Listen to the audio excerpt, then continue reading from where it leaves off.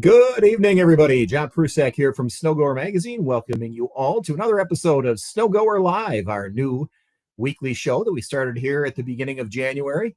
It's brought to you by a couple of sponsors that we'll plug here in a second. Where we do this, we try to do this every Thursday night at 7:30. We talk all things snowmobiling all the time, whether you want to talk about trail riding, mountain riding, racing, competition, industry rumors, we're your place. Join us Thursday nights as hopefully most of you know who are joining us live. We can take questions from viewers. It's supposed to be real interactive, and more than anything, it's supposed to be fun and positive, talking about the joy of snowmobiling. So thanks again for joining us. We're lucky enough to have two guests tonight that are both rock stars in their own way. I'm very excited to have them today. The first one who's going to join us is Mr. Rob Van Der Hagen. He runs a very innovative program out of a high school in southwest Minnesota that teaches kind of mechanics to youth in his school. But more than anything, it teaches life lessons. And the best part from Motorhead, like my perspective, it's training people for the future to be mechanics in our sport. But it's also inspiring these kids with a really fun racing program that he has, where he takes these kids speed run racing. So we'll talk to Rob first, and then we'll go to our extra special guest star, Joey Hallstrom. He's the former racer, former race manager for Team Arctic. He became the product manager. He managed a relationship that Arctic had with Yamaha once they started working closer together. Joey has done it all. He's seen it all, and he's now a race dad. He's got a son and a daughter who are both very involved in snowmobile racing and pretty darn successful at it too, might I say. So again, Snow Goer Live, our show is brought to you by Arctiva. Arctiva makes a complete line of snowmobile gear, from helmets, boots, bibs, gloves, jackets, you name it. They can be found at arctiva.com. We're also sponsored by Z1R. Z1R has a complete line of helmets for snowmobilers, whether it's modular, some of the kind of cool, funky new styles that kind of look like a cross between a full face and a motocross style. They've got MX helmets. They've got it all. And they also make helmets and other accessories for motorcyclists as well. And they can be found at z1r.com. And finally, we're also sponsored by Gates with their G-Force belts. Their G-Force belts are for all sorts of power sports equipment, including for us snowmobilers. And they can be found at gates.com. So as usual, we start out with a little recap of the last week. Unfortunately, this is where I usually tell you where I went riding in the last week. Well, I can't tell you about that this week, because my time was all spent in the office, getting out our spring issue of Snow Goer that covers the complete line of 2026s that deployed digitally yesterday. So you can probably find that on our website at snowgoer.com, but you can learn all about the 2026 snowmobiles on the website and then also in that issue. Doesn't for some people, they want new engines and new chassis and new everything all the time every year. This isn't that year, but there is really innovation in every segment of the sport this year, with suspensions and fresh takes on a lot of different things. So you'll want to check that out. And those spring tours are going along. One thing I did do while working on the spring issue last weekend was watch myself a little snowcross racing on Flow Racing. Elias Ishul was back at the big meet at ERX, but ultimately Emil Haar continued his domination. I think he's won now 7 finals in a row and has really taken charge of the points championship. Elias Ishul had some troubles physically, got roughed up a little bit in one of the races, and he's still dealing with some pain from his broken hand or broken thumb. And so we wish him the best, but it sounds like everyone's going to be in Eagle River this weekend, where the big Amsoil Championship Snowcross Series picks back up things over at the famed grounds of the Derby Complex. Also this weekend, big cross-country race, the season finale over in the UP of Michigan, and that's where we're going to find Joey Hallstrom, who's over there with his racing kids. So he'll be talking to us live from the UP. We're still, of course, waiting on more Arctic Cat news with bated breath. We all want to find out what's next with Arctic Cat. I still remain very positive that brand will find a new home. And so we're hoping for the best there. I know we all are. And Joey hopefully will be able to provide a little bit of insight on that. So looking forward to that as well. So with all the news out of the way, let's jump to our first guest. So earlier this year, I was at Heydays, and this gentleman right here, Rob Van Der Hagen, dropped by our booth at Heydays and started telling me about a Black Max racing team he has and this program he runs out of a high school in Western Minnesota. And my first job out of college was in Western Minnesota. So for me, as intrigued as I was by Rob's program, I also wanted to go back home and see Western Minnesota. But when I got there, wow, what a program he runs. So we're going to learn all about it. Enough of the introductions. Rob, welcome. Thanks, John. It's good to be here. Let's start with the very beginning. So and by the way, for those who want to learn more about this, we had a real complete story on this in our February issue of Snow Goer, but it was so interesting I wanted to bring Rob onto this format as well. So talk about how you used to own some businesses and all of a sudden you find yourself a shop teacher at Bold High School. How does that happen? Well, yeah, we used to own 3 Napa stores out here in Renville County, and we owned those for 17 years. And COVID was rough, this and that. We had a store group that was interested in buying us. They'd been kind of pursuing it on and off over the years. And we had just decided it was time. And so we sold the stores. Screwed around for a while until my wife said I had to go find another job. And long story short, I ended up as the new shop teacher at Bold High School here in Olivia. I've said it multiple times. If you would have told me I was going to be teaching high school students anything at any point in my life, I'd have told you you're crazy. But it has hands down been one of the most rewarding things I have ever stumbled into in anything I've done. It's been a hoot. So one thing that I immediately was drawn to when I came out and visited you guys was how there's a lot of shop classes where you make little woodworking equipment. I remember turning the lathe when I was in woodworking class back in high school, sometime in the early 1980s. But but yours is practical application, and you run it like a business. Talk about your mentality of how you get these kids involved, and not just getting their hands on stuff, but really on learning about the business world. Well, we run it like a business. I don't care if it's the carpentry class, the welding class, the small engines class. Currently, I teach all the way down to 8th grade, and I refer to my 8th graders as trainees, or apprentices. But because we run it or treat it like a business, the students are not students, they're employees, and they're treated like employees. And when you treat them like an employee, there's a whole different set of standards that they have to work up to. I've always said that a student, when they walk into their class, they get to decide on day one what kind of grade they want to get. How hard do they want to work? Do they want an A, a B, a C, a D? Not going to try it all. With me, you either get an A or you get fired. Okay? I have a very high level of expectation from the student, as you would at any job you went to. You're expected to do the work. You're expected to do it right, to the best of your abilities. And I employ all that with the students. And once they go through their little orientation, if you will, they find out what their expectations are, how they're going to be treated, how things are handled. They really thrive and they enjoy it. It's probably their first taste of what a good work ethic is all about.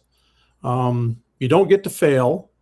You're going to keep doing it until you get it right. We don't do tests to take a test just to get a score. If we do a test or a quiz and you get something wrong, we do it again, and we do it again, and we do it again until you understand it. Whether we're reading tape measures and micrometers, or we're trying to diagnose a no-start situation on a snowblower or a snowmobile or four-wheelers or motorcycles or whatever it is. Right. And their test scores are revealed when they pull the rope and it starts. If it doesn't start the first time, it doesn't mean you're going to get a B or a C or a D on that project. No, you're going to go back and you're going to figure out why it didn't start. and you just keep going until you get it to start. Because now we teach to an understanding. It isn't just, it's a multiple choice pick, no, you're going to do this until you actually understand the concept, you know why, and you get it fixed. Right. And with that comes self-confidence, self-esteems go through the roof. They get that first engine started, and what's next, Mr. Van Der Hagen? I'm not going to wait. You got to get something else in here. So and now you can't keep them out of the shop. And it's just a self-fulfilling prophecy after that. They just keep going and going and going. So I think he stacked the deck a little bit when I went out and visited him. But this was my visit in early December, and there you can see Rob with a couple of students. I should call him Mr. Van Der Hagen when I'm talking about him in front of his students. But the shop, I think there was like 8 to 10 workstations, and there were sleds at each workstation, and each one had some kids working on it. And in one, they were rebuilding the top end of an engine, and another one you're trying to figure out why no fuel's getting up to the carburetors. Talk about where all these sleds came from and how these projects come about that have these kids dealing with real life situations. Well, a lot of these, I am not a fan of bringing in personal projects. I do not like a student just bringing in their snowmobile from home. These are all customers. We put a post out on our Facebook page and looking for stuff. If you've got something, we're very fortunate in the sense that there isn't a real small engine repair facility within 30 miles of us in any direction. So we're kind of out there in the middle of nowhere in that regard. And so the community has nowhere to take their stuff to get it worked on.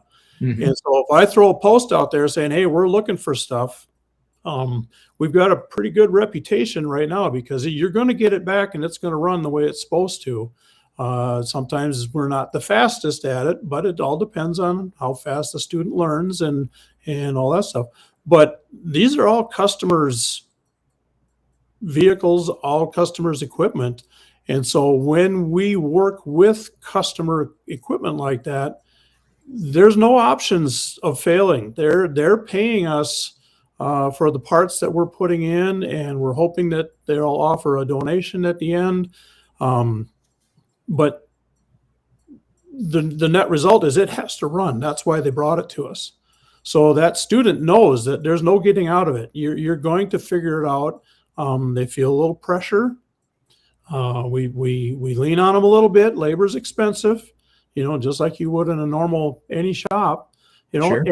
and they rise to the occasion every time and they get it done. The shop today is full of four-wheelers and lawnmowers. We just transitioned from season to season, and we've got four-wheelers in pieces, and we've got lawnmowers coming in left and right now, and and we service everything. Golf carts are coming next. I've already got some calls on that. So we just, as the season changes, so does the equipment we work on. One thing that that we talked about when you stopped by our booth at Heydays this year is, and I've heard this at our Big East Snowmobile show out in Syracuse. I've talked to people who run tech schools in Michigan about this. When I've been at the Novi show, I've talked to people in the Twin Cities about this, that a lot of dealerships are really having trouble finding people who want to be service techs, who want to do that sort of hands-on work these days. And so that was the other thing that was intriguing about your class to me is we're giving these kids some practical lessons to help grow our sport or support our sport. But also it ends up, you end up with a lot of, how's a nice way to say it, non-traditional students that maybe aren't the ones who are acing geometry class, but can really gain some practical knowledge, some street smarts when it comes to all things technical. I have a lot of students that find out through going through this process that they had a talent they didn't even know they had. I bet. They have abilities that they didn't know they had. I've got some girls that can weld circles around all the guys in the class. What they had no idea. I thought this was going to be a blow off class. I wasn't, no, you're going to be a damn good welder when you're done. And they turn into that, and they do. And one of my big pushes, or one of the big things that I want these kids to do, I always worry about, especially my seniors, they are pressured into putting something really spectacular under their name when their picture goes in the newspaper for the graduation announcement. I don't know how many brain surgeons we have, and everybody's going to do something, spectacular, and then they go out there in the real world and they find out, holy buckets, this isn't anything like what I thought it was going to be. And so Sure. my whole goal has always been, I want to give these guys and girls a bunch of different cars to drive before they have to go out and drive a car and buy a car that they've never even sat in. Sure. Here's something to work on. You may find out that you hate getting grease under your fingernails. You may find out you're going to go home and cut all those long fingernails off, because it's hard to put nuts and bolts together with long fingernails. But until you actually try it, you don't know if, number one, if you're any good at it, if you like it.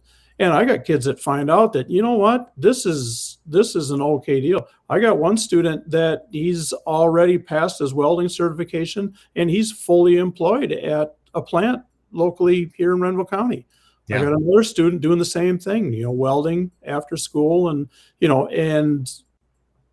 they're on the way, but they really didn't know they could do that stuff before they actually did it. And that's the cool part, is you're not necessarily pushing them in a specific direction, but you're just opening up a whole bunch of different doors that they can walk into, look around the room a little bit, and then decide if they want to go to the next one or what. But they can make a much more informed decision then about what their future is going to look like.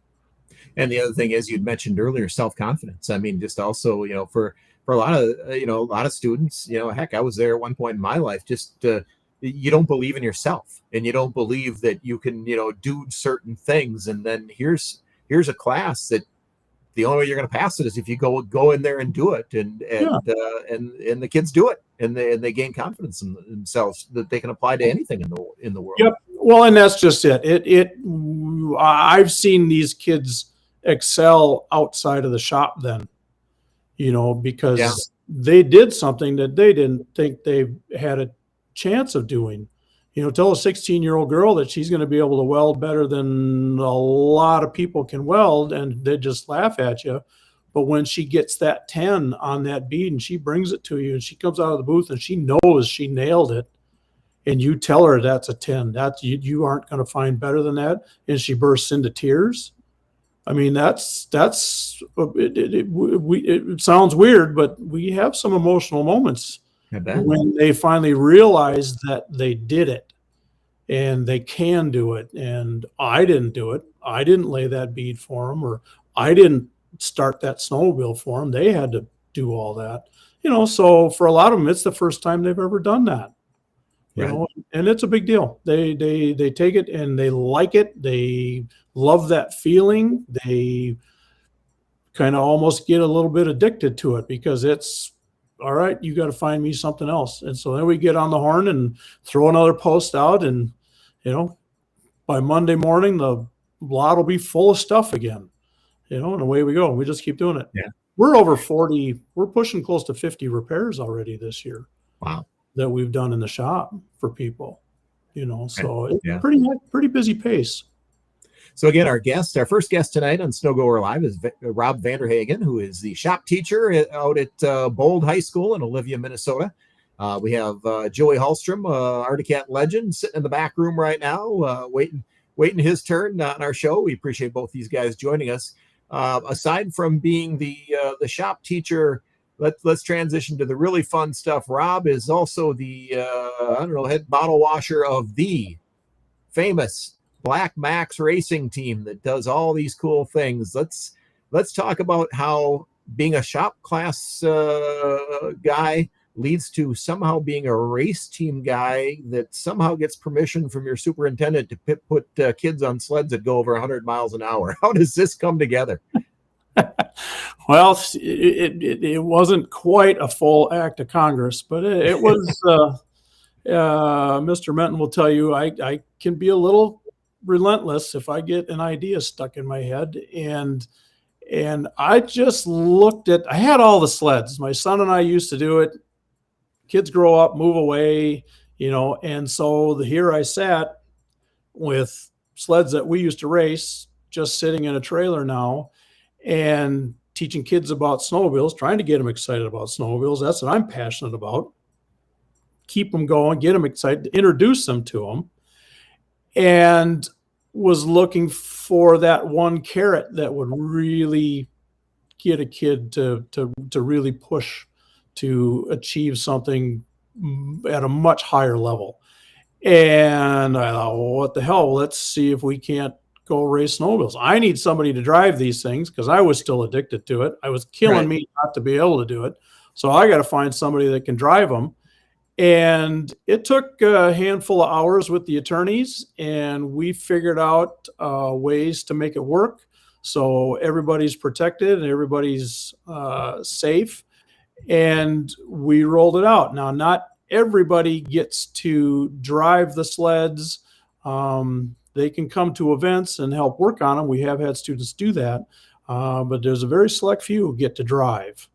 And their responsibility is simply everything that there is to do with that sled. I'm there looking over their shoulders. I'm guiding, advising, teaching, explaining.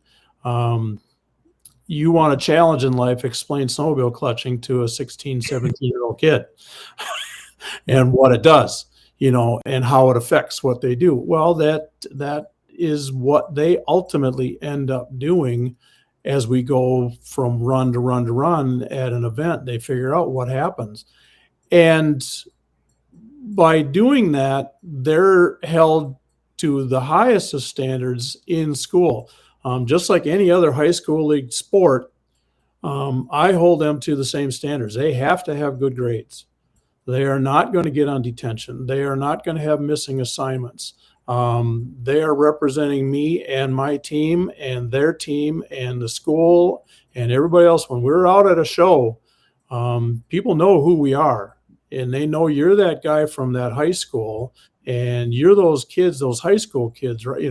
And so people come up and they talk to the kids while we're standing in line waiting for our run. So you have to represent, and you have to be proud of what you're doing, and they are. It's a big deal. It's very important to them. Well, when race season ends, it's pretty depressing. It's tough. It is not fun. It is really tough on them because they live for it, just like any of the rest of us. You get that taste, you get addicted to it, and here we are. It's March, and we're done racing, and we're already planning for next year.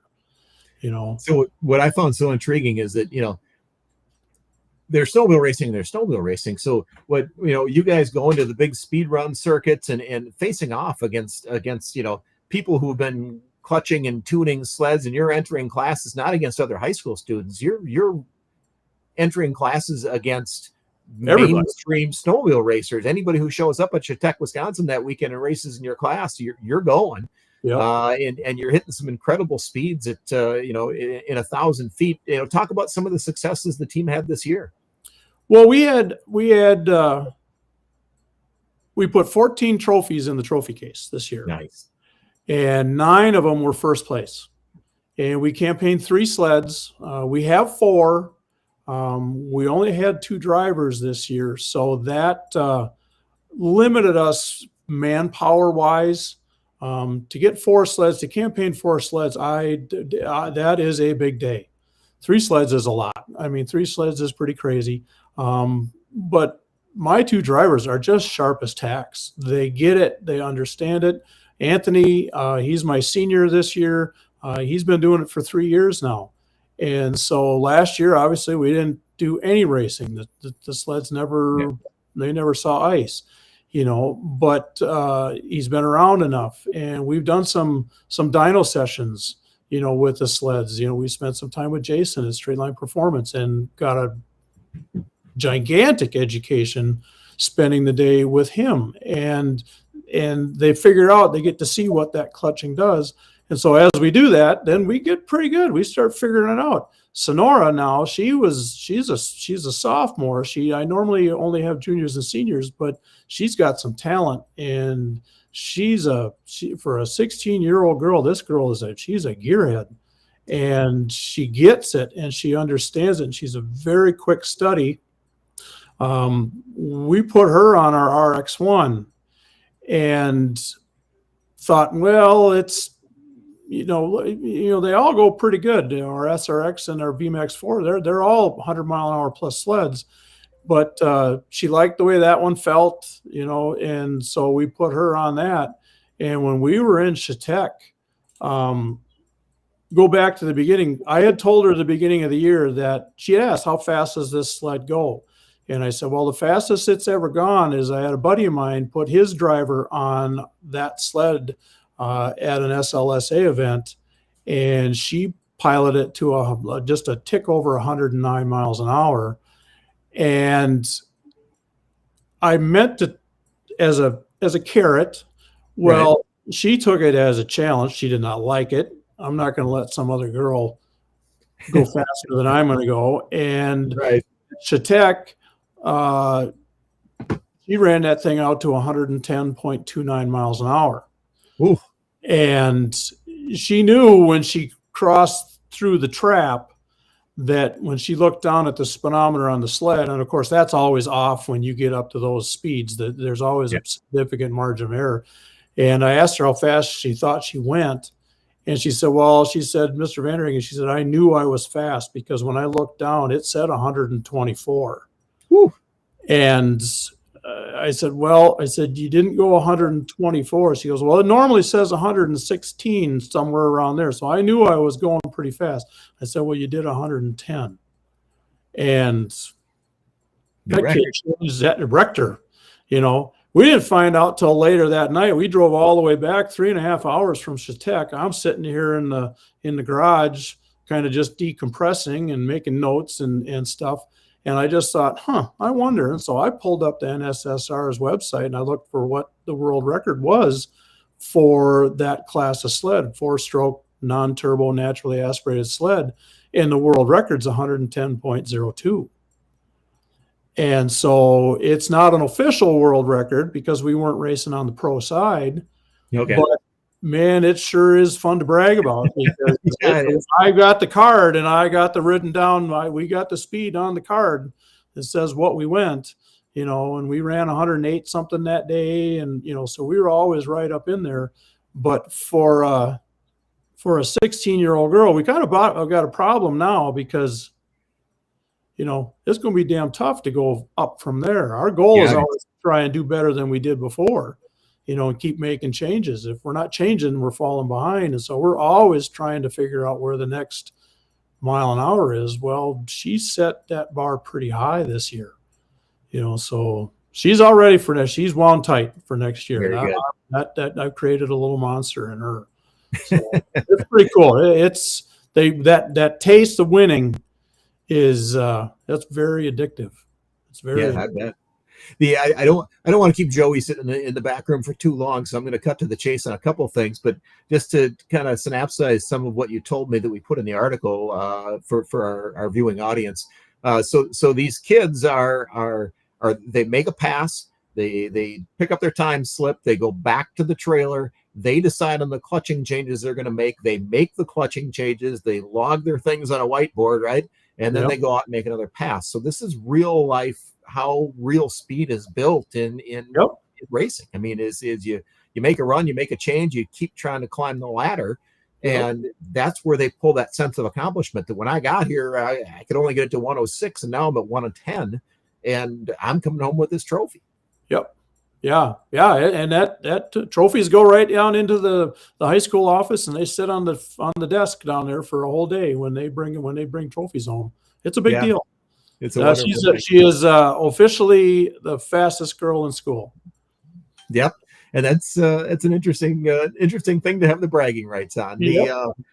Talk about one last thing, and then I'll have to spin you loose. But you've had some great reactions from this, from the community, but also from other school districts that want to know, how the heck did you get approval to start a snowmobile racing team? But you have bigger dreams for what racing could be in terms of a competition for high school students.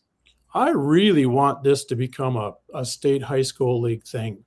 I've talked with Kurt Mohawk at the SLSA, and we've kind of hashed out a couple of little things. He's willing to have a whole high school division at his events, where we could do it that way. But I've had a lot of shop teachers, quote unquote shop teachers, ask that question. I've had dads ask the question, how did you guys get this to work?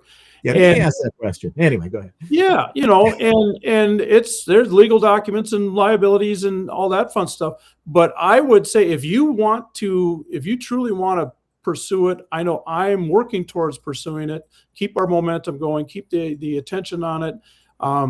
Contact me. You could go to Facebook, go to Black Max Racing, our Facebook page. My email address is on there. The school's phone number is on there. My superintendent will talk to anybody's superintendent, tell them how we did it, what's all involved. We are legally not sponsored by the school. The school does not fund us in any way. We are self-funded. We do that with donations of sleds or motorcycles or whatever. We fix them up. We pay the school for all our parts, and then we sell it. And then the net proceeds goes towards entry fees and to keep the racing program going, but it's something that if we get more and more interest, I use the analogy about trap shooting. What do you think that first guy was told when he went into the office, said, I want to teach kids how to shoot trap with shotguns, in high school, and now it's a huge event. Well, this could be the same thing. I know it could. I mean, I get dads and people coming up to us at events all the time, that see what we're doing and go, man, if I could go back to high school into your class right now, I'd do it. I wish I'd have had something Absolutely. like this. It would have changed the direction I went. And, all these things we hear, but to get it out there so everybody could have a shot at it would be, I just think it's just something that would be fantastic, and something for the sport. I mean, think of all the kids that would be introduced to this, because it's not just the drivers that do all the work. These guys have their own little clump of pit crew people back in the shop that when we bring the sleds in after an event, we got to bring them in, we thaw them out, we service them, we change, we do whatever, well, they need help putting them on the stands and everything that goes along with it. So everybody's involved, not just the drivers. Yeah. And that goes, when I came out and visited you guys, just talking to a few of your students, and, I was trying to respect their privacy and didn't talk to them for too much. But in general terms, a lot of these kids weren't snowmobilers before, but they sure seemed enthusiastic about it now, which to me, as somebody who really cares about the long-term future of our sport, is a pretty big victory on its own, aside from the fact that these kids are being inspired and we're getting more people to get their hands dirty and stuff. But Rob, I got to let you go. I could talk to you all night, but we really do this a long time. Your time. Again, this is a snapshot in the video I'm showing of the opening spread of the article we have in the February issue of Snow Goer, which you can find online, the digital edition. But the program that Rob is running is so inspirational. We wish you nothing but the very best, my friend. Thank you very much. All right. And we'll turn him loose and let him get back to his busy work on that Yamaha that you guys see in the background there. So again, you are watching Snow Goer Live. We're a weekly video cast show that's on YouTube and Facebook, and we also do a podcast version. It is sponsored by Arctiva, maker of a complete line of snowmobile gear. You want jackets, bibs, boots, gloves, you name it, Arctiva's got it at arctiva.com. We're also sponsored by their sister brand, Z1R. Z1R makes a whole line of snowmobile helmets that pretty much every style you can envision. They make a helmet that way. And they also make helmets and other accessories for the motorcycle industry as well. They can be found at z1r.com. And finally, we're sponsored by Gates with their G-Force belts. They make their G-Force belts for all sorts of power sports equipment. Yes, us snowmobilers rely on them, but so do ATV owners, UTV owners.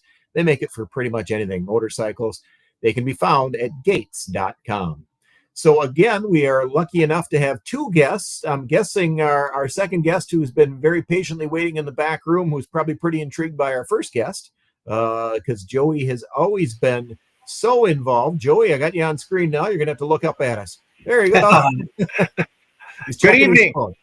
Good evening. So, Mr. Hallstrom, I really appreciate you joining us. You are joining us from the UP. Explain to our viewers what you're doing up there. Well, this is the final race of the Core Powersports Cross Country Circuit. Is being held in Ironwood, Michigan. It's at Mount Zion at the Goebik Community College. Fortunately, they've made snow and had some good snowfalls here. So this will be a closed course cross country. We're excited about it because all of our races this year have been on ice. We've had good ice. We just haven't had the snow. And fortunately, I know all the racers are really excited to go bouncing around in the bumps.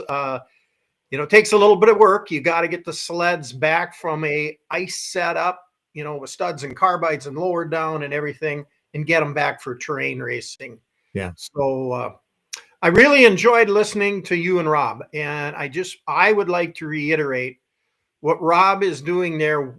The snowmobile industry needs more of that. Absolutely. He's absolutely correct when, myself coming from a manufacturer for so many years, it is very, very hard to find good young talent that knows how to snowmobile. And what I mean by that, how to clutch, how to set up chassis and suspension, how to work on the engines. And then if you get a young guy or gal that can ride a snowmobile, they really have got an advantage and a talent that's not out there readily. So my hat's off to Rob. He's absolutely right. And getting them involved in racing is huge. You look at anybody in the industry now, myself and others at this age, everybody touched something in racing, whether they were a racer or they were a mechanic or whatever. They might have been, a daughter for a family that owned a race association. They're around it. They know it. And Rob is absolutely right. And again, my hat's off to him. That's fun to see. Well, I couldn't agree more. But let's transition and back up to how you end up here with us today, and let's go way back to the very beginning when a young Joel Hallstrom was entering his first snowmobile races. How did you get involved in this crazy world of snowmobiling? I know it was a family business for you. Well, I was, growing up in Thief River Falls. I was, in high school. I had not grown much, so I wasn't getting any taller to play basketball. I never put on skates, so I wasn't a hockey player. But boy, I sure liked snowmobiles. And I read all the snowmobile magazines growing up. And when I got the opportunity, my dad knew some guys and, they, basically got me a chance to ride a sled at a race, at a cross-country race. Places like Strathcona, Minnesota, or Roseau, or wherever. And, I was bit by it. And then we got to work with a gentleman out of a little one-stall garage by the name of Harvey Hansen, who had helped Chester Bowman in his career. Okay. And I then would go over there at night, and Harvey would do clutching. He'd send me out to run it. We'd actually go use the Arctic test strip. And he would tell me, come back and tell me what you feel. What's the tachometer doing? What's the speedometer doing? But most of all, what are you feeling in the seat of your pants? Is it accelerating hard? Is it real lazy? So that's how I kind of learned what clutching changes did. And, as when I got a chance to go to work at Arctic with guys like Davey Thompson and Larry Coltham, that's how they, a lot of seat of the pants, and those guys were the best. Absolutely. So I've got an old cross country picture that I sent you by email that I stumbled across here a couple of years, or probably about a year back. a young Joey leaning hard into a turn on a Ice Le Mans course here. Well, what are your favorite memories of being a snowmobile racer? Boy, it was, one of the things that I just craved. Again, reading the magazines and having the idols, and you just you're bit by the bug. You want to do it, and it was my passion. I would drive down the highway and just look in the ditch where I knew there was cross country races, and you would just envision, when you come to those crossings and what's it like in the winter. It was just, back then it was the Winnipeg to St. Paul race. I mean, that was the grand event that you wanted to be in. Right. And I was fortunate. I got a chance to run the Winnipeg to St. Paul in 1979. I just turned 18. You had to be 18 to run that race then. And so I got to run it in 79 and 80 before it ended in 81, which was, to me, was just disastrous. But it was a winter in 1981 was a lot like we went through these last 2 years. A lot of similarities. And then when ARTCO got going, Roger Skyme was, he called me up and he said, "Hey, I want to get you on a sled. We need to do some racing for development." I remember Davey Thompson making the comment, because I asked him, I said, "Do we really have the money to go racing?" And Davey said, "We can't afford not to race." Because that is where the development, the expertise, the marketing, but really a lot of the development, you go beat it up on the racetrack and then you fix it. Right. I ran overtime with Rob because I find what he's doing so interesting, but you're a person in particular that I could probably fill a 6-hour podcast with, because I don't know, our paths have crossed so many times, and I find you've led such an interesting life. But let's fast forward a little bit to keep the show moving. How does being a racer lead to being the Team Arctic race manager?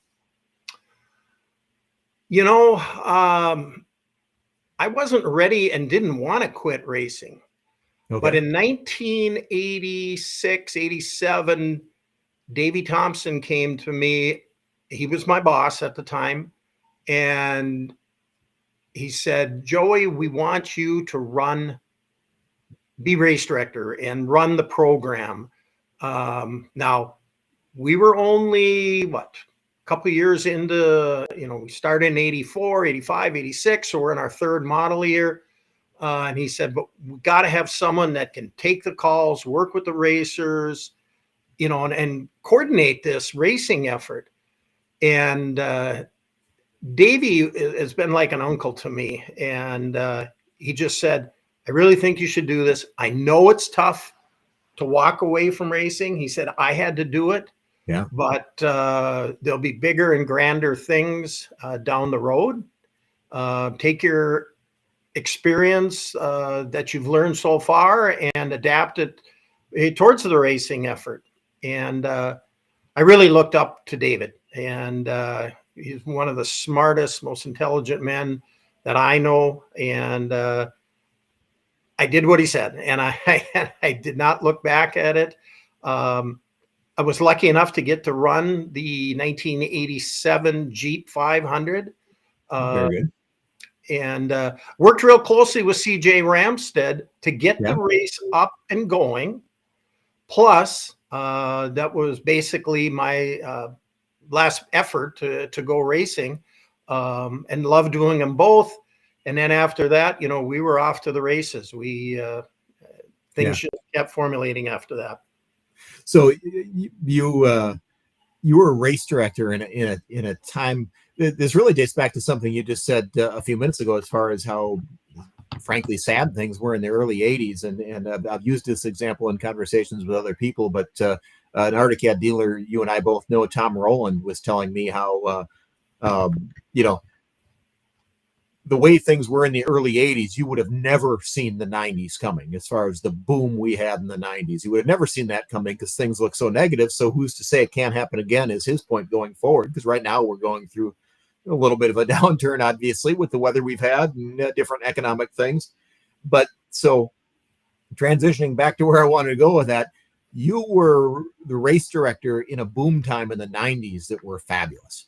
There's the ZRs are coming on, and you guys are, just build this great race team and have all these people coming from the West, and, all different facets of the sport are taking off and people are trying different things. What memories or stories do you have from that period in the early 90s when things were just on fire? Early to mid to late 90s, really. Well, you're right. Coming from 81, thought the world was ending. Arctic had closed the doors. Things got back going in the mid 80s. And then we really got things rolling in about 1990 when Roger Skyme gave me the leeway to put together the EXT special. And we did kind of a daring move. Kirk Hibbert and I went out to San Jose, California, and we talked Fox Shocks into building shock absorbers for those sleds. And we bought 2,000 shocks in 1990 for the bought them in 89 for the 90 model year. And I remember that April, we had snow pretty late, and I took Roger for a ride because Davey Thompson again said, "You got to get the old man to approve this. Better take him for a ride." Took Roger for a ride. We were up at what's called Bemis Hill. It's between Roseau and Thief River. Roger didn't go half a mile, and he stopped in the middle of the trail. And I'm like, "Oh boy, now what happened? Something break?"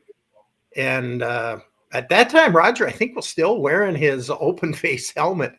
And he said, in his rough, growly voice, he said, "Joey, we're going to win the I-500 next year. Let's build." And we went back. We were done. It was a half-mile ride. We had a baseline. We had a baseline that did not have those Fox shocks and all the other little things that we changed on the machine, because Roger always demanded a baseline to compare against. And he knew, and it was superior. And he said, "We're going to win it next year." And by golly, he was absolutely right. We won the Jeep 500. We won Eagle River. We won Pine Lake. We won a lot of races that year. And that really got us motivated big time. But then in the meantime, coming out of that, suddenly, this sport of big bump snowcross takes off, and the ISOC race circuit takes off. And there's so much energy in the sport. I mean, the big bump snowcross stuff that, started with races like Duluth and Quadna, and where it spread its way to Canterbury. And pretty soon it's spreading across the country.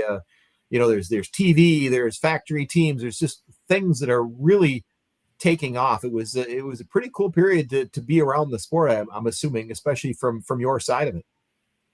Oh, definitely. The ZR era was something else. It really got started because we did a kind of a radical move. 91, 92, we were building the Prowler chassis. It was light. It was focused a lot to go up against the Yamaha Phaser, but we didn't race it a lot. And that really bit us in the hind end.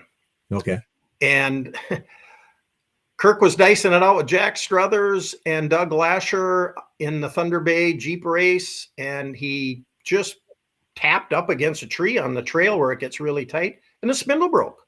Wow. And thank God that spindle broke and knocked him out of the race, because everybody went home and started building the ZR.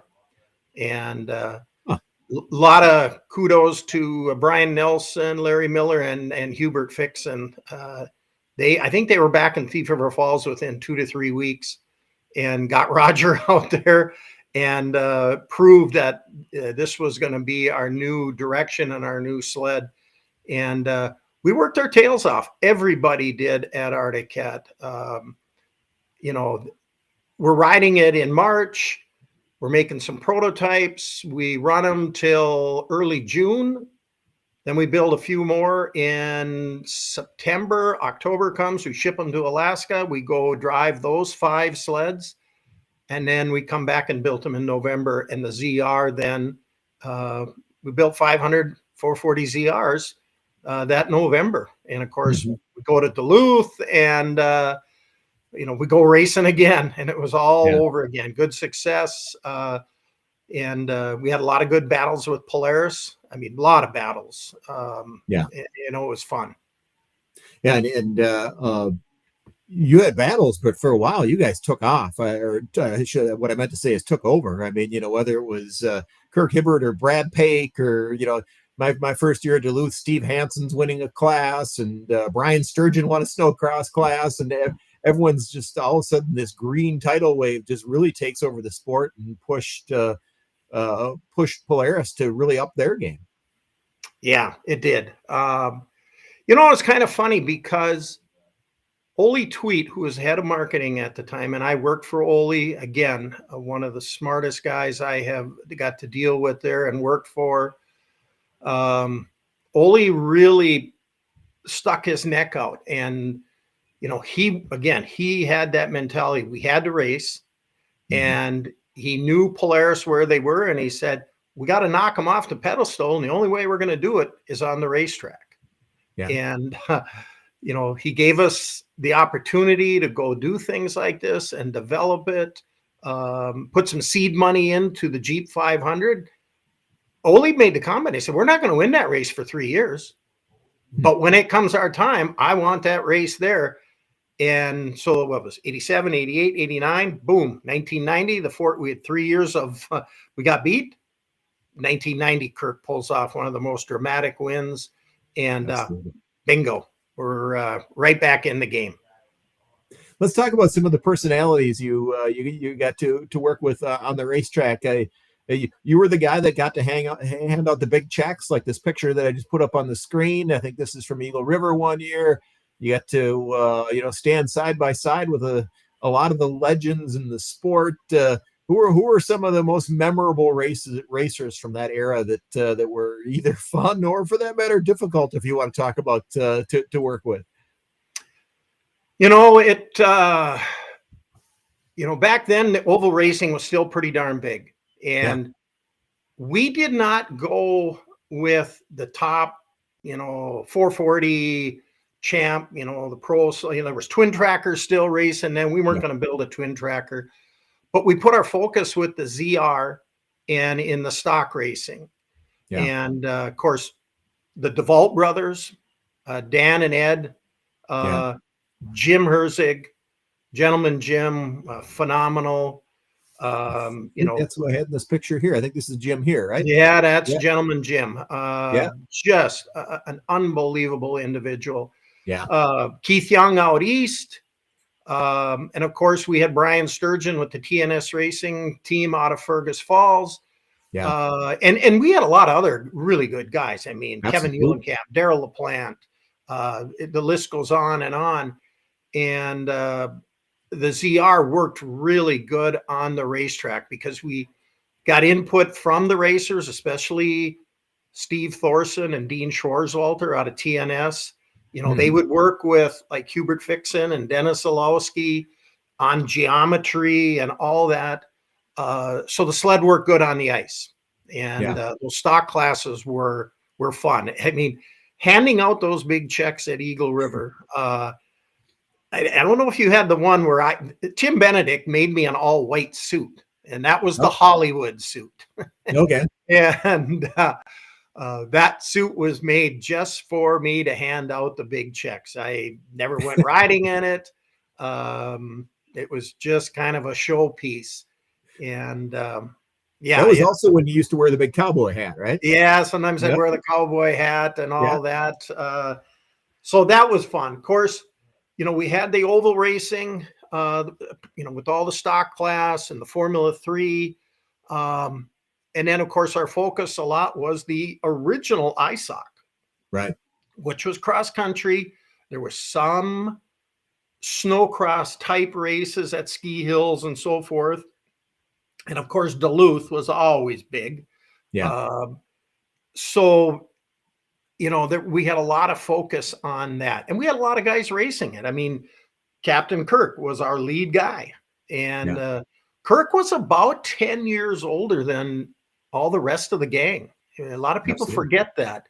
I think Kirk would tell, in his early years, he had riding talent, but he had such knowledge of snowmobiles and how to set them up and make sure that they worked. Kirk would work till 1 a.m. easily. I believe it. And it didn't matter if it was shocks, maybe he wanted a different track in there, whatever. He won a lot of races because he just plain outworked everybody. And then we had just an array of racers that joined up with us. Some came from other brands, but we had a lot of Arctic diehards yet. Brad Pake came, he was on a Polaris the first year when he was in the 500. And when he came and joined us, Kirk had said, yeah, we should look at this. He called him the potato farmer. Well, Brad raises sugar beets. More money in sugar beets, so that's bad. Yeah, and so Kirk said that, he went pretty fast through the woods in the Jeep race. And so we talked to Brad, and Brad said, yeah, I want to race snowmobiles. You guys got to help me about racing on ice. I know nothing about it. And we said, don't worry about that. We'll teach that to you. But then we had guys like Jeremy File, Dan Scallett, Aaron Scheel, Jesse Streg, the Hanson brothers out of Duluth, Rob Irving from Duluth. Man, the list just, went on and on of all the talent that we had. Eric Logie, came up and won the Ironman in Thief River one time, and he was having trouble with a sled. I said, get it up here. He brought it into the race shop. I had Jeff Lane at the time. I said, Jeff, put it all back to stock clutching, stock shocks, everything. Start over. And he went out and he won $15,000. And nice. He goes, what'd you do to my sled? I said, Eric, we put it back to stock. You're a good enough driver. And we knew the sled worked good. And so that was fun. That was a good time. And then the sport kind of transitioned where the Ice Le Mans stuff kind of fell down, and all of a sudden Snowcross is coming gangbusters. You signed some kid out of Saskatchewan that came with the other Canadians and Jamie Ansu, and all of a sudden he brings over Carl Kuster and some of the other legends of that era. Did you see when Snowcross, when we were first having maybe, the Canterbury Snowcross that ISOC originally put on, and you had Duluth and stuff, did you ever in your mind see where Snowcross went so quickly then by about 2000? It was, when Tony came over here, it was kind of like, whoa, what's, here's this young Finlander that's showing up, and under the carpet direction, he was fast. And, and then of course, all of a sudden, boom, 7C shows up, and Jamie Ansu seen the talent in him and that riding style. I remember watching him out at West Yellowstone, and he stood up the whole time. And, Kirk still was the old fashioned rider down, and you watch Blair going around like a little bunny rabbit, just popping over the bumps and smooth. And it was like, I think we're seeing something that's going to totally change it. Well, Tucker started to ride like that too. Yeah. And boy, it just turned the bucket totally upside down, that what we were going to go into. Tracks got rougher. Yeah. And everything was, you got to stand up and you got to be able to go through the bumps like that. And that's really, when I look at it, that type of snowcross really replaced what the old snow pro, the old circus was back all through the 70s. That was where the factories went. Now everybody was focusing on this bump racing. Yep. Our guest again is Joey Hallstrom, the longtime person who was at Team Arctic forever, whether you want to talk about racing or being the Team Arctic race manager or the product manager of the entire snowmobile division. Joey kind of lived it all and seen it all, recapping some fun days here. The Blair Morgan thing, just a quick side note. So I was at your race school. It must have been in the fall of 96, if my timing is right on this. And I had gotten to know Jamie Ansu, your Canadian race director, a little bit. And I'm walking around there taking pictures, and all of a sudden he grabs me by the sleeve and he says, come over here. I want you to meet the next superstar in snowcross. And you being race director, undoubtedly you had plenty of dads say that about their son and stuff. And even just as the Snow Week guy, I had plenty of people say, yeah, my son here is going to be a superstar. Okay, yeah, whatever, you know. Yeah, so you're nice and you meet the person, but you're like, I'll probably never see that person again. But you know, so that's how I first met Blair Morgan face to face, was Jamie Ansu saying, hey, meet this guy. And then I go up to Duluth that year, and I think he took 2 firsts and 2 seconds or something. I can't remember what it was. It was like, okay, yeah, this kid is pretty good. Yeah, to have somebody kind of show up off the prairie in Saskatchewan and take over our sport was, I don't think we've seen anything like that since, really.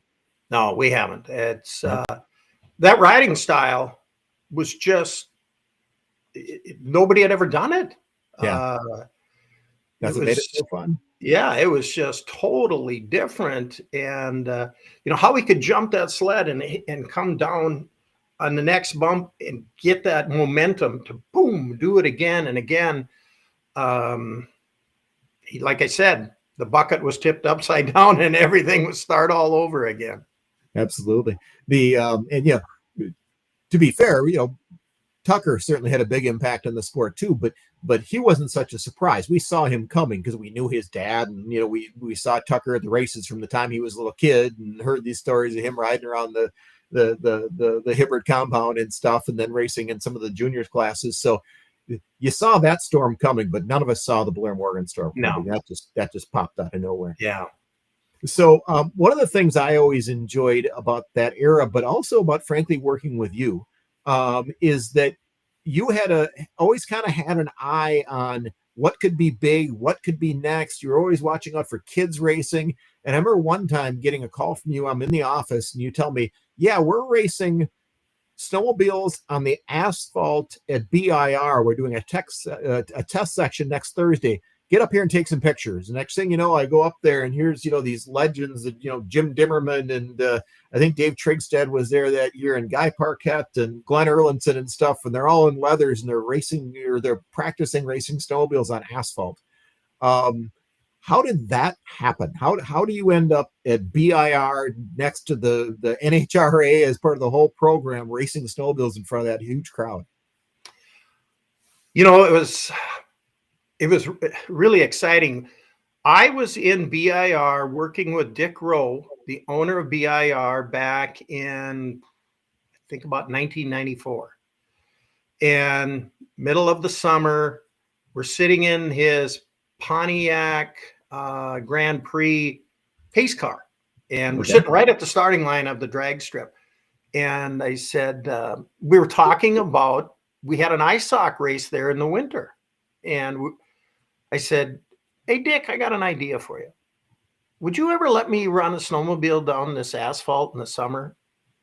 And he looked at me and he said, what are you talking about?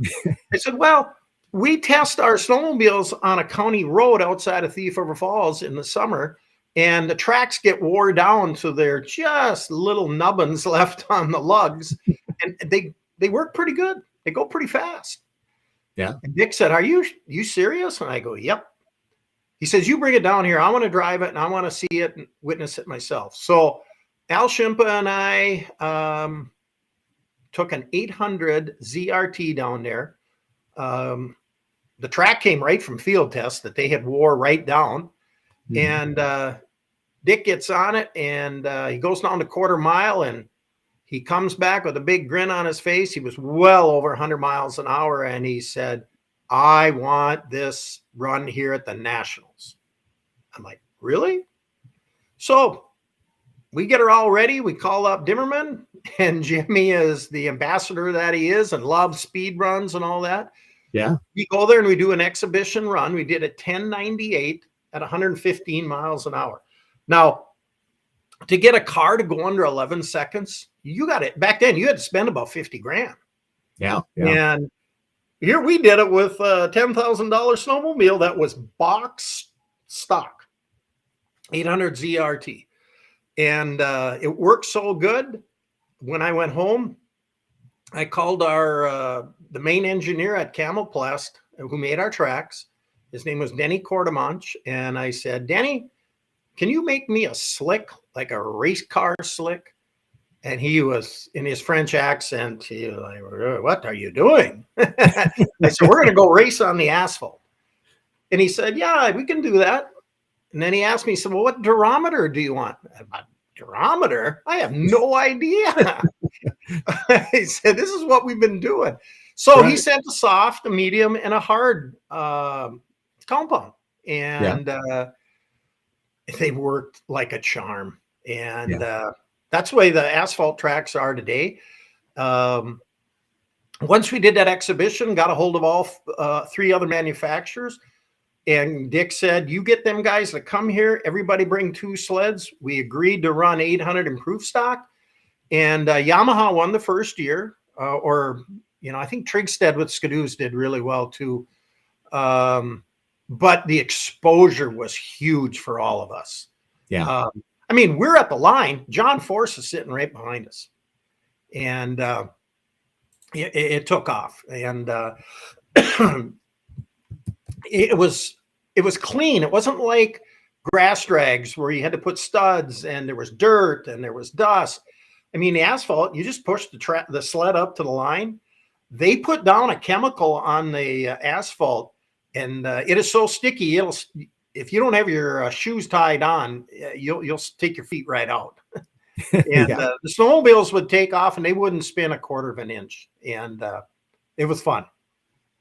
Yeah, it was spectacular. The reason I might look a little bit crazy right now is, as you're talking, is I'm trying to find the cover that we did when featuring the 4 sleds in front on my computer, but it is not here. So I'll have to post it on our Facebook pages another time. But I mean, really, that's launched a thing, and some people would say that the participation numbers never really got to where some folks had happened that they would get, but the asphalt racing that is being done, especially with some of these outlaw sleds now, and the speeds they're hitting are just so incredible. And it's just such a, it's gotten expensive for, to compete now. You better have a couple $100,000 sitting around that you want to burn, but it's so interesting and exciting. And the speeds that are being put up it's really incredible what these guys are doing now with what started out is you and Dick Rowe screwing around on a drag strip in Brainerd, Minnesota. Yeah, you got to spend a lot of money with a car to go fast. Yeah. And what these guys are doing with these outlaw sleds and that now, oh my Lord, it's just amazing how fast they're going. Pretty dang cool. Yep. So again, our guest is Joey Hallstrom from Arctic, or formerly from Arctic, I should say. So how does being Team Arctic race director lead to being the product manager for the whole dang place in terms of your snowmobile division? How do you end up being the guy in charge of the making all the product decisions for snow? Well, I was working for Mark Blackwell at the time, and Mark had come from Suzuki, and Mark was a former racer, race manager, marketing guy at Suzuki Motorcycles. And so I was pretty excited because I had read about him. I knew who he was, because I followed and loved, and I raced Suzukis when I was young. And so when Mark came on board, and that would have been about in the mid 90s, I would say. And he was really good at kind of polishing me off more of what the race program should be, and worked on some sponsors and all of that. But about 1999, Mark said, he said, "I've only known one other guy that has been a race manager longer than you, and that's Roger DeCoster." Okay. And I said, "Well, yeah." I said, he goes, "How would you like to have something a little more challenging, kind of a change in your life?" And I said, "Mark, I don't get the butterflies in my stomach at the races like I did when I was younger and all that." And I said, "Yeah, I would be very interested." And he said, "Well, the company, the processes and the engineers and this and that." And he said, "I'd like you to be my snowmobile product manager." Ron Solberg at the time was doing dirt product and snow. Mm-hmm. So Ron then was going to concentrate on the dirt, and I would take the snow. And so Ron held my hand to get me going as product manager, what it all entailed. Because really a product manager is kind of the traffic cop for the company. You're, almost, if we were the Minnesota Vikings, you're the guy in the room that says, hey, we should go after this running back. We should go after this wide receiver. We need these guys on the offensive line. That's kind of what you do. And Right. but you're doing it with models of snowmobiles and what engines and, what suspensions, what colors. I mean, you get involved in everything. What are the quantities? Yeah. So you got to work with sales and marketing. So Mark gave me that opportunity, and that was in '99. So I took off and run with it. It was really hard for about the first month, not walking into my office at the race shop, and I had to go into the main plant to my office. It was just like, I'm in total new foreign territory. Yeah. But, I knew everybody, Sure. all the gangs. So, just put the shoulder pads on and a helmet and hit that line as hard as you could. So you're product manager when you guys launched the Firecat. And what a tremendous rig that was. The F7 obviously was such a overachiever versus everything else in terms of what that lightweight, fast snowmobile could do. But the other, the F6s and the F7 or 5s were really fun too. Was there any, as you're building up to the Firecat and the F7, do you know you got a tiger by the tail? When the first prototype was made, it was a ZR that Ron Bergman and Hubert Fixon basically cut 4 inches out of the whole snowmobile. Track, skid frame, front end, hood, seat, you name it. We called it Skinny Mini. And I remember getting a chance to ride Skinny Mini on the river from Thief River Falls to St. Hilaire, which was about a 10-mile ride. And I mean, the thing was a little rocket. It had a 440 liquid in it. Yeah. But it was light. It was nimble. And it really had some speed compared to the standard 440. So we knew we had this new slimmed down Skinny Mini. And there was many generations of prototypes after that. So, the only thing we didn't really do with the Firecat, though, it didn't follow the traditional racing, and, pounding it around the oval track and the cross country course and this and that. But the Firecat was really made to focus on our history of fast sleds. You go back to all the LT Grays and this and that. I mean, Arctic was, always known to have fast snowmobiles. And to this day, I mean, there's F7s out there that are still holding records. Yeah, absolutely. They go like lightning. Yeah. And it was pretty remarkable. Jumping out into our chat here, one of our regular viewers, Russ Miller from up your general direction of the state, asks, he said, you talked earlier about Roger Skyme. What's your favorite Roger Skyme story? So you told one about testing the Fox shocks and the old EXT, but give us another Roger Skymeism that you'd love to share. Wow. Where do you start? I was really fortunate to go on a lot of test trips. Roger would have been probably the summer of 82, 83, maybe. And I was actually up in Alaska working as a young college student. I got the Thief River Falls Times paper where I was house sitting for my aunt and uncle.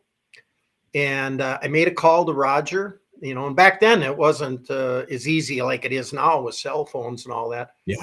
And I got Roger on the phone and I said, hey, we used to get the paper 1 week later. Okay. And so I said, Roger, tell me what's going on.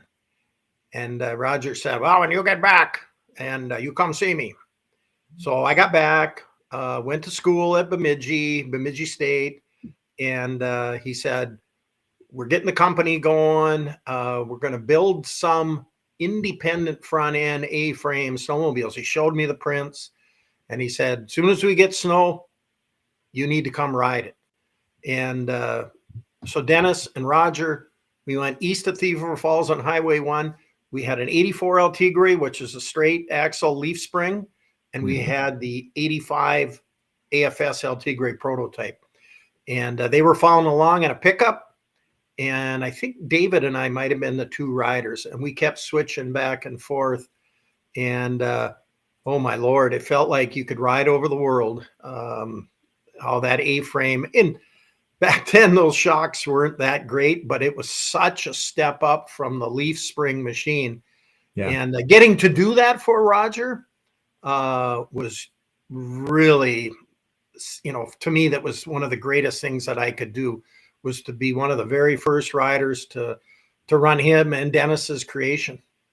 So and you're what, probably in your early 20s then? I mean, that's I would have been about 22. Yeah. Because I hadn't gone to work there yet. I was still going to Bemidji State. So yeah, I think I was 22 years old. It would have been, I think it would have been in December of 83. Wow. Yeah. Long time ago. What a great personality. Roger's just truly one of a kind. Just a couple of years ago when your former team, the Arctic current team, was showing us the Catalyst chassis, they let us ride up to Roger's ranch, and here's Roger. He's had a fair number of laps around the sun now. He's not a young man anymore, but you put him on one of those brand new pre-production sleds, and he was still wide open and sideways, just right away, right to the bar. There's no holding that guy back. He's one of a kind. Roger was always known. There was everybody talked about back in the 70s that he would lean over the side of the machine and he'd stick his head down under the running board to see how the track and the slide rail suspension was working. And knowing Roger and what he did, and there's no doubt. Because he would go ride every night. Right at about 5 o'clock, he'd come down out of his office and put his gear on. And I knew it drove Chris Toomey nuts that he did not want Roger out there by himself, especially when it was getting dark. And so many times Toomey would come down and say, make sure someone's riding with him. Yeah. But the dedication that he had was phenomenal.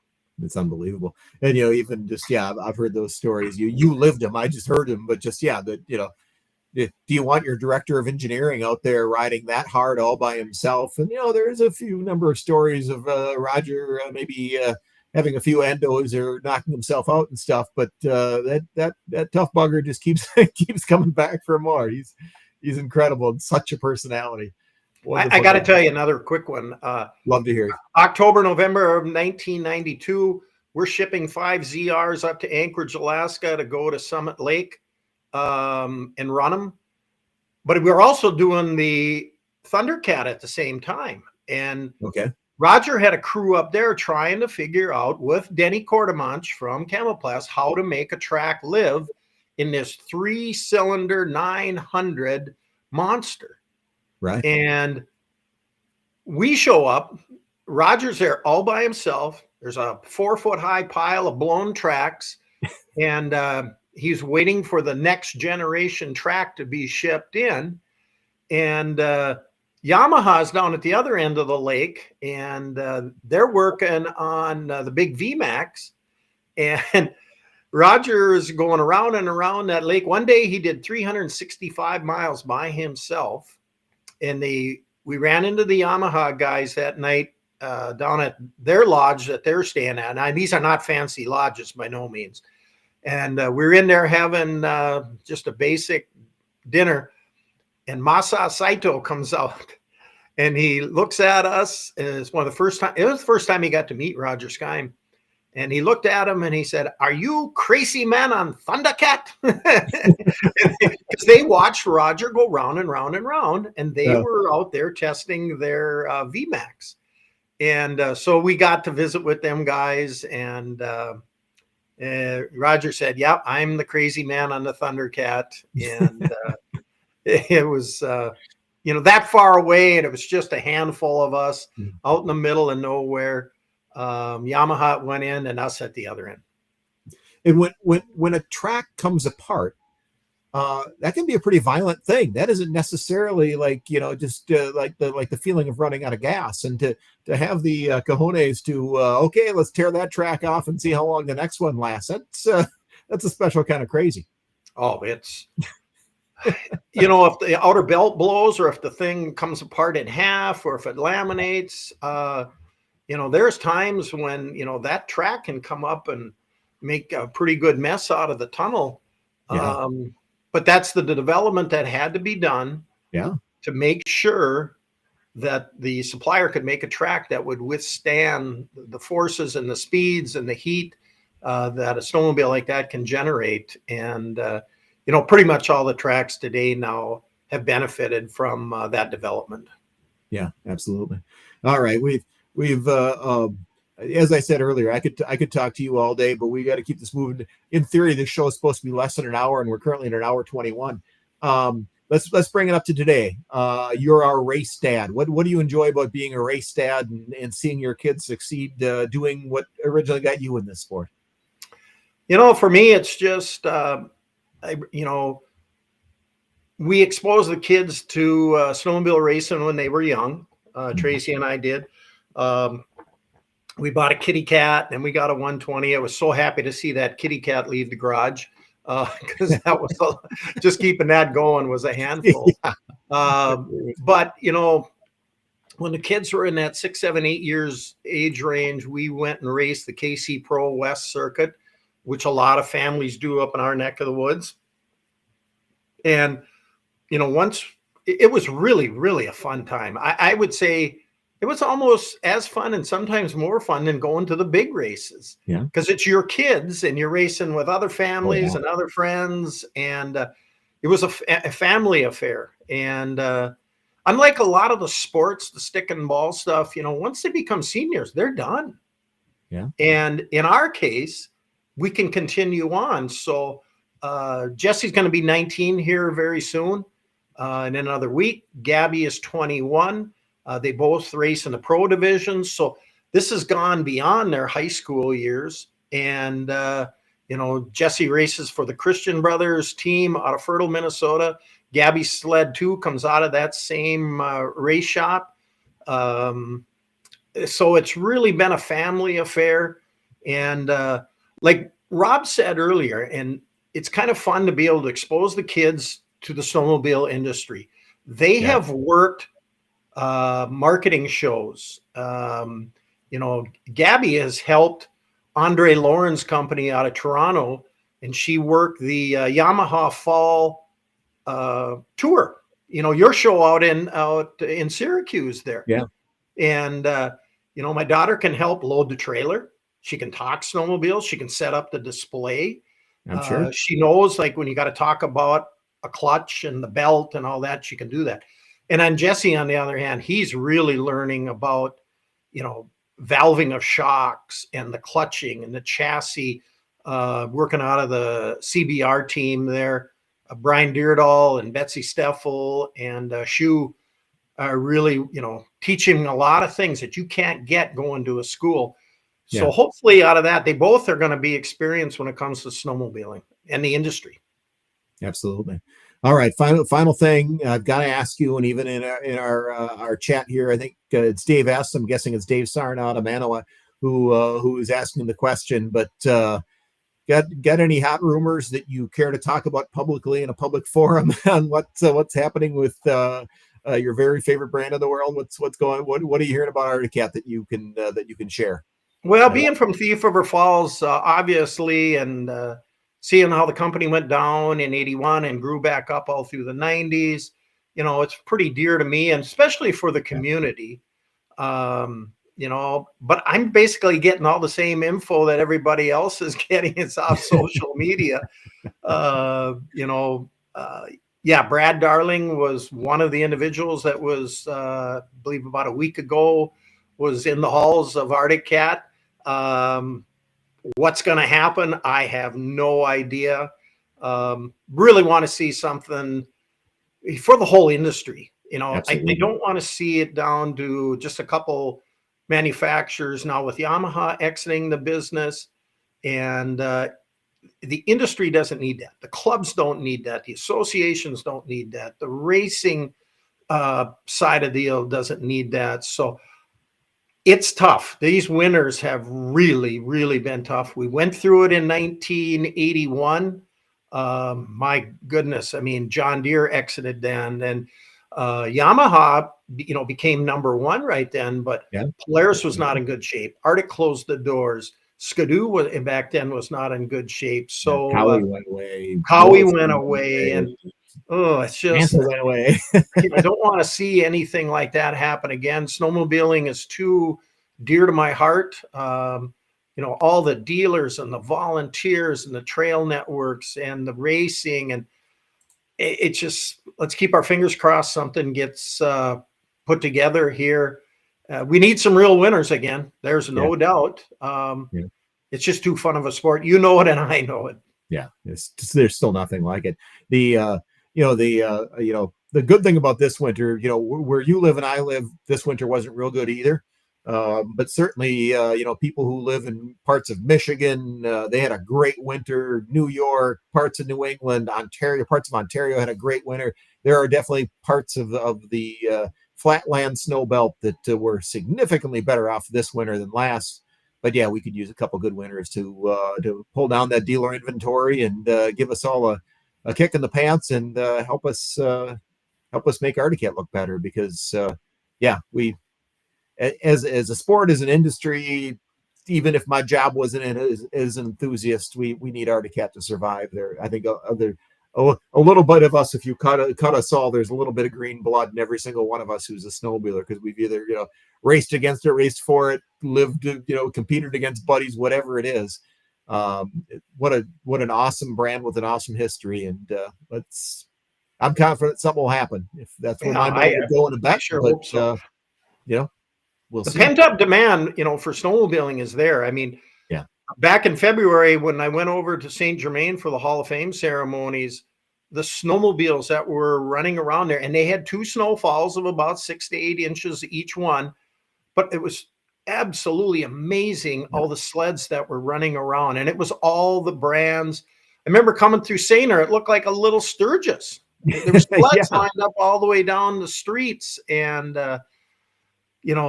if we would have got a good dumping in areas in Minnesota, the people were just foaming at the mouth to get on their sleds and go ride. Yeah, and we're all victims of having short memories at times. But I mean, it was just 2 winters ago that we had record snowfall down here in the Minneapolis area. So everyone acts like it hasn't snowed in 20 years. No, we had one bad winter, and now mostly bad winter in this immediate area. But at least it's trailerable.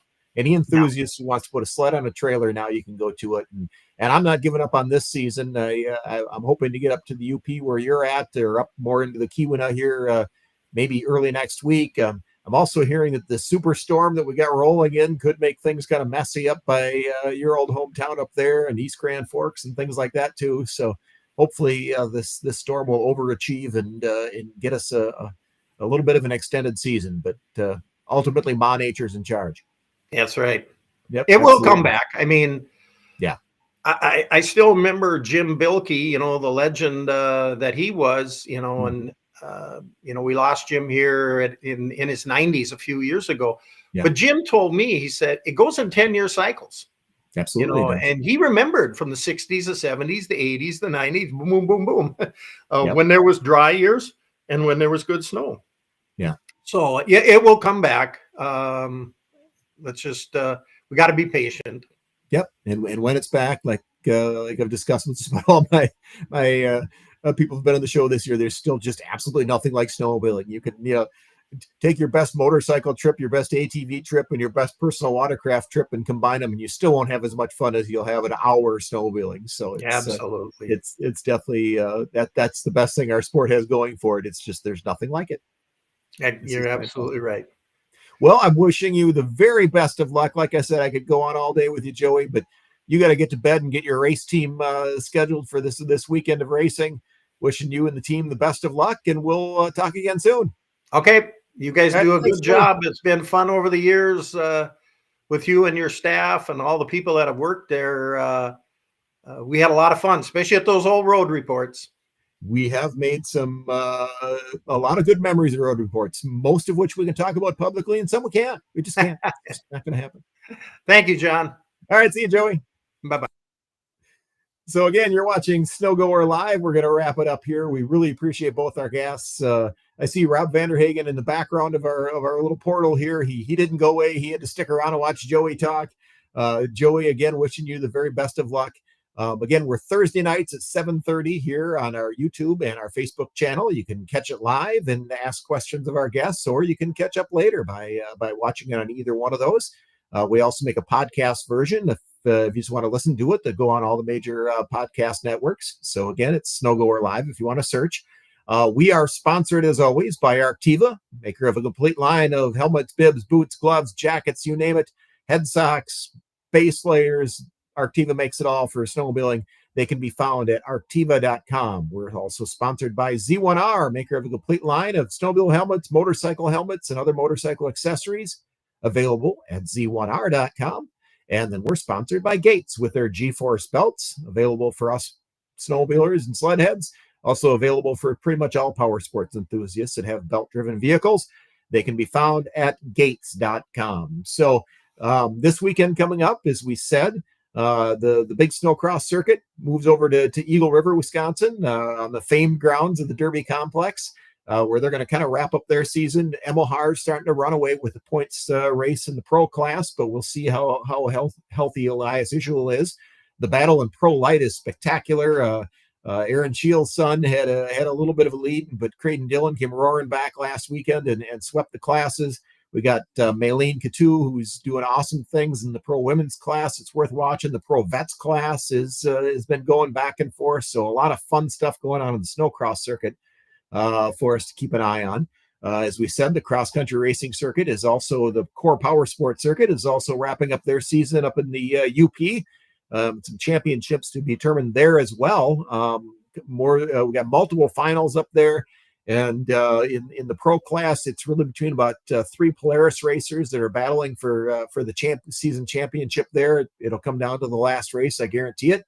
And then there's, different little festivals. We got the traveling tour going around with the new snowmobiles, the Polaris trucks going one way and the Skidoo trucks going another way. So, look out for those when they're in your town so you can check out the new equipment.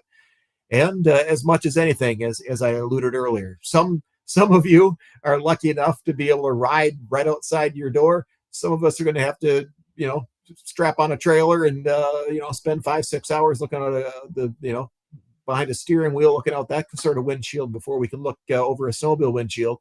But I'm not ready to give up on this season. I hope you're not too. So again, we'll wrap it up. This again, John Prusak from Snow Goer Magazine with Snow Goer Live. We want to thank our sponsors again, thank our guests, and we'll have a fresh show next Thursday when I've already got a couple of really fun guests that I'm talking to that you're not going to want to miss. So again, join us then. And in the meantime, have yourself a completely excellent week. We'll get to the out music here that the computer isn't working. Here we go. Good night, everybody.